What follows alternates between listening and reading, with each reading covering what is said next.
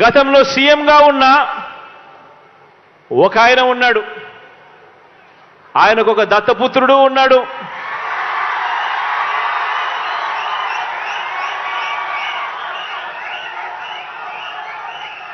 ఆ దత్తపుత్రుడు, ఆ దత్త తండ్రి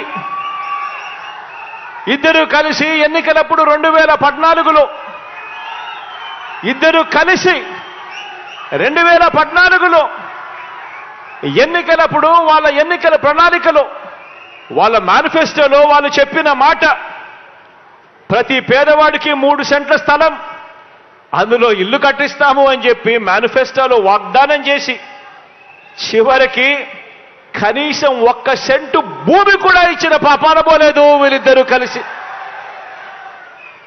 కానీ ఆనాడు మాత్రం ఆ దత్త తండ్రి అక్క చెల్లెమ్మలను, పేదవాళ్లను అడ్డగోలుగా మోసం చేస్తే, ఈ దత్తపుత్రుడు ప్రశ్నిస్తానన్న వ్యక్తి కనీసం ఏ ఒక్కరోజు ప్రశ్నించకపోగా కనీసం కేంద్ర ప్రభుత్వానికి ఒక లేఖ కూడా రాయలేదు.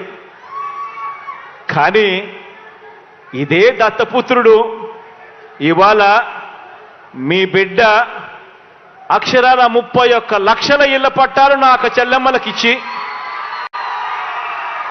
అందులో 22 లక్షల ఇల్లులు ఈరోజు మీ బిడ్డ కడతా ఉంటే, అక్క చెల్లెమ్మల ముఖాలలో సంతోషాన్ని చూడడానికి ప్రయత్నం చేస్తా ఉంటే,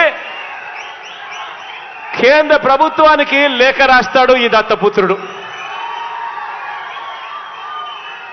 పేదలు కట్టే ఇళ్లల్లో, పేదలకిచ్చే ఇంటి స్థలాలలో అవినీతి జరిగిందట అని చెప్పి రాస్తాడు ఈ పెద్ద మనిషి. పేదలకు కట్టే ఇళ్లల్లో అవినీతి జరిగిందని రాసి ఆ ఇల్లు కట్టే కార్యక్రమం కూడా ఆపించాలని దిక్కుమాలిన ఆలోచన చేయగలిగిన వ్యక్తి ఎవరైనా ఉన్నారు అనంటే అది కేవలం ఈ అన్యాయస్తులు మాత్రమే అని చెప్పి మాత్రం ఈ సందర్భంగా తెలియజేస్తా ఉన్నా.